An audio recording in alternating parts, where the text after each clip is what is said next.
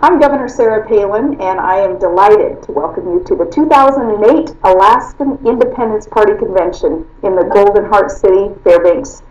Your party plays an important role in our state's politics. I've always said that competition is so good, and that applies to political parties as well. I share your party's vision of upholding the Constitution of our great state.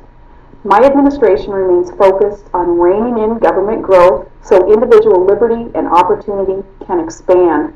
I know you agree with that. We have a great promise to be a self-sufficient state made up of the hardest working, most grateful Americans in our nation. So as your convention gets underway, I hope that you all are inspired by remembering that all those years ago, it was in the same city that Alaska's Constitution was born. And it was founded on hope and trust and liberty and opportunity.